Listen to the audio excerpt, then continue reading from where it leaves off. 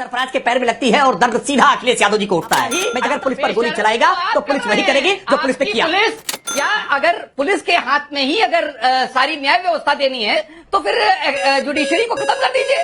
Extra judicial killings को justify नहीं किया जा सकता। और पुलिस के ऊपर गोली चलाने का दुस्साहस जो लोग करेंगे ना, सठे साठम समाचरित उनके साथ होगा ही होगा। ये भारतवर्ष हिंदुओं का नहीं है क्या? क्या बहुसंख्यक आबादी डर के साए में जिएगी? अगर पुलिसकर्मियों पर अपराधी गोली चलाए तो पुलिसकर्मी हाथ जोड़ करके बैठ जाए? क्या पुलिसकर्मी अपनी जान दे दे? क्या पुलिसकर्मी उनको भाग जाने का पूरा अवसर दे दे? लेकिन कान खोल करके सुन लीजिए, जिन लोगों ने दंगा भड़काने का प्रयास किया है, जिन लोगों ने कानून व्यवस्था को छिन्न भिन्न करने का प्रयास किया है, आप भी जानते हैं कि आप झूठ बोल रहे हैं। आप आकर के बेशर्मी कर रहे हैं। आप आकर के अपराधियों के बचाव में खोखले तर्क करने का काम कर रहे हैं। जय श्री राम दोस्तों, योगी सरकार दंगाइयों को लेकर एक्शन में क्या आई कि विपक्ष को कानून, संविधान और मानव अधिकार सब याद आने लगे और सबकी दुहाई दी जाने लगी। पर योगी सरकार तो फुल एक्शन में नजर आ रही है। इसी पे जोरदार डिबेट जिसमें राकेश त्रिपाठी ने सारे विपक्ष की धज्जियां ही उड़ा डाली। तो देखते हैं जोरदार डिबेट। कम से कम समाजवादी पार्टी का कोई प्रवक्ता, कोई नेता तो ये कहने को तैयार हुआ कि वो पीड़ाजनक है, वरना तो समाजवादी पार्टी के किसी नेता प्रवक्ता के मुंह से एक लाइन, एक शब्द नहीं निकला है कि रामगोपाल मिश्रा की जो जिस तरह से दुर्दांत तरीके से हत्या की गई है वो पीड़ाजनक है। उनकी पीड़ा स्वाभाविक तौर पर झलकी है कि तालिब का एनकाउंटर कैसे कर दिया गया, सरफराज के पैरों में गोली कैसे लगी है। गोली सरफराज के पैर में लगती है और दर्द सीधा अखिलेश यादव जी को उठता है। मैं जानता था कि जैसे ही इस तरह की कोई धरपकड़ होगी, मुठभेड़ होगी या गिरफ्तारियां होंगी, वैसे ही अखिलेश यादव जी की पीड़ा सार्वजनिक हो जाएगी कि देखिए, निर्दोष मासूम लोगों को फंसाया जा रहा है, मासूम लोगों पर पुलिस अत्याचार कर रही है, कार्रवाई कर रही है। लेकिन कान खोल करके सुन लीजिए, जिन लोगों ने दंगा भड़काने का प्रयास किया है, जिन लोगों ने कानून व्यवस्था को छिन्न भिन्न करने का प्रयास किया है, उनके खिलाफ कठोरतम कार्रवाई होती रहेगी। और पुलिस के ऊपर गोली चलाने का दुस्साहस जो लोग करेंगे ना, सठे साठम समाचरित उनके साथ होगा ही होगा। उत्तर प्रदेश की पुलिस हाथ पर हाथ धर के बैठेगी नहीं। अगर पुलिस पर गोली चलाएंगे, दुस्साहस दिखाएंगे, तो निश्चित तौर पर यही मुकम्मल अंजाम होगा। मैं इस बात को फिर स्पष्ट तौर पर कह रहा हूं, और अखिलेश यादव जी को इस बारे में पीड़ा होती है कि ये सरफराज का या तालिब का एनकाउंटर क्यों हो गया, पैर में गोली क्यों मार दी गई, तो अगर आपके संपर्क संबंध हो, आपको पीड़ा होती है, तो उनके पास तक संदेश पहुंचा दीजिए कि बाकी जो वांछित दंगाई है ना, जिनके खिलाफ एफआईआर दर्ज है, जो नेम्ड हैं या जो इस मामले में किसी प्रकार से संलिप्त हैं, उनको अपने स्थानीय नेताओं के द्वारा एक बार सूचना पहुंचा दीजिए कि कचहरी में आकर के आत्मसमर्पण कर दे या उत्तर प्रदेश की पुलिस के सामने आकर आत्मसमर्पण कर दे। और अगर आत्मसमर्पण नहीं करेंगे, पुलिस के साथ टकराव करने की कोशिश करेंगे, पुलिस के ऊपर गोली चलाने की कोशिश करेंगे, तो फिर ऐसे ही अखिलेश यादव जी का दर्द बढ़ता जाएगा। वो सार्वजनिक तौर पर अपने इस दर्द का इजहार करते रहेंगे, लेकिन इस दर्द से निजात उनको नहीं मिलने वाली है। यह दर्द खत्म नहीं होने वाला है, क्योंकि उत्तर प्रदेश की पुलिस, उत्तर प्रदेश की सरकार किसी प्रकार की कोई रहमदिली, कोई नरमी बरतने वाली नहीं है। ये जो अपराधी पकड़े गए हैं, इन अपराधियों के खिलाफ राष्ट्रीय सुरक्षा कानून के तहत कार्रवाई की जाने वाली है। एनएसएल इंपोज करने का काम करेंगे, क्योंकि ऐसे तत्व, ये पैशाचिक तत्व है, ये समाज के लिए खतरा है, ये समाज की सुख शांति के लिए खतरा है। ये केवल रामगोपाल मिश्रा की हत्या ही नहीं है,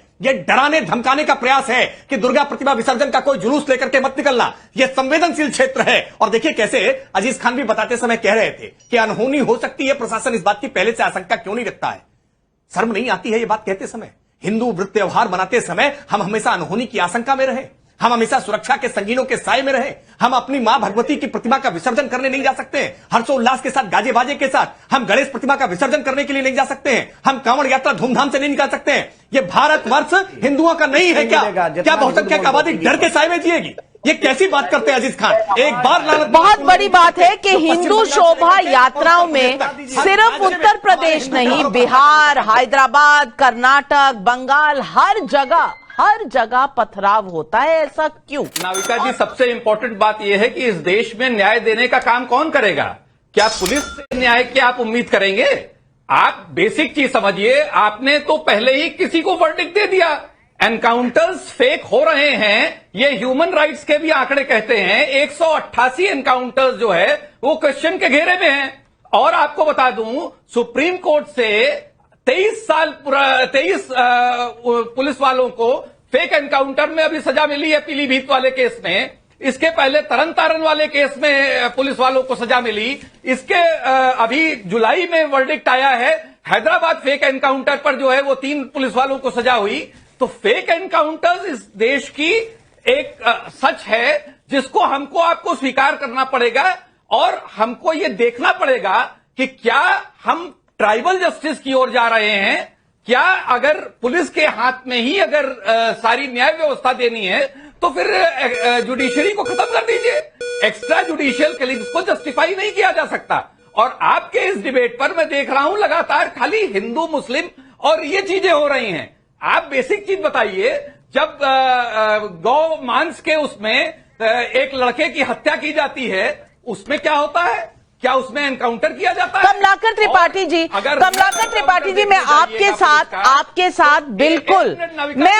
साथ बिल्कुल सहमत हूं। क्या फेक एनकाउंटर होते हैं इस देश में? बिल्कुल होते हैं। क्या फेक एनकाउंटर का एविडेंस हो तो कोर्ट जाना चाहिए? बिल्कुल जाना चाहिए। लेकिन इस केस में फेक एनकाउंटर है या नहीं, ये कहने के लिए कोई एविडेंस तो होना चाहिए। अगर आपके पास है तो चले जाइए कोर्ट, और मुझे पूरी तरह से विश्वास है कि कोर्ट न्याय जरूर देगा। लेकिन जानने से पहले आप उसको फेक करार देते हैं, ये मेरा सवाल है कि ये क्या सही है? और दूसरी बात, राकेश त्रिपाठी जी, मैं सवाल ये पूछना चाहती हूं कि ट्राइबल जस्टिस कह रहे हैं कि क्या पुलिस, एक मिनट, पुलिस जस्टिस करेगी? अरे भाई, न्याय के चौखट पर तो पुलिस ही लेकर जाएगी। और इस केस में उसको गोली मारी गई है, वो खतरे से बाहर है, कुछ नहीं हुआ। गोली भागने की कोशिश कर रहा था, पुलिस पे फायरिंग कर रहा था, इसीलिए रिटर्न फायरिंग हुई, गोली लगी है, खतरे से बाहर है।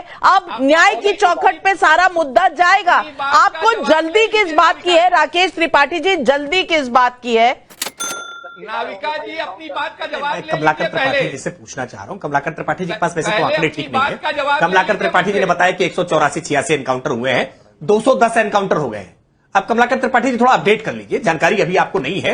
उत्तर प्रदेश में 210 एनकाउंटर में अपराधी मार गए, और इस बात को हम कोई उपलब्धि के तौर पर नहीं बता रहे, लेकिन यह आवश्यक है।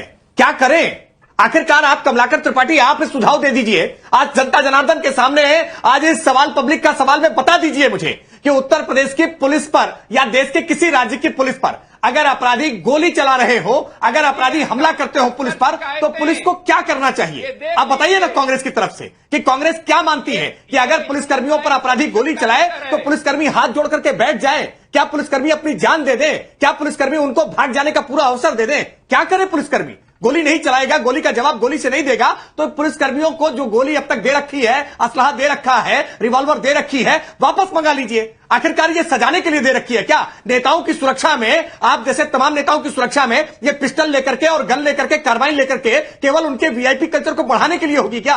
पुलिस जो कर रही है वो ठीक कर रही है। और अगर पुलिस के काम में आपको खामी दिख रही है तो कांग्रेस पार्टी के पास भी एक बड़ी लंबी चौड़ी लीगल सेल है, बड़े सारे संख्या में अधिवक्ता हैं, अभिषेक मनु सिंघवी जैसे। लगाइए ना उनको काम पर, केवल टीवी डिबेट पर आकर के जुबानी जमा खर्च कर देते हैं। अरे अपने एडवोकेट्स की टीम को लगाइए, एक एक फेक एनकाउंटर्स को परत दर परत सबके सामने नग्न कर दीजिए, और डंके की चोट पर आके बताइए कि कांग्रेस के वकीलों की टीम ने उत्तर प्रदेश के सारे फेक एनकाउंटर्स को कोर्ट के सामने आज उजागर कर देने का काम किया है। लेकिन ये तो नहीं कर पाते हैं आप, क्योंकि आप भी जानते हैं कि आप झूठ बोल रहे हैं, आप आकर के बेशर्मी कर रहे हैं, आप आकर के अपराधियों के बचाव में खोखले तर्क करने का काम कर रहे हैं, और इससे चलेगा नहीं।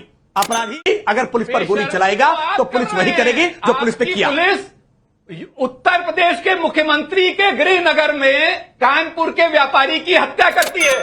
ये वो पुलिस है जो रियल एनकाउंटर जब होता है कानपुर में, मुकदमा लिखा हत्या का, अपने 7 पुलिस वालों को खोते हैं, क्योंकि वो मुखबिरी खुद करते हैं।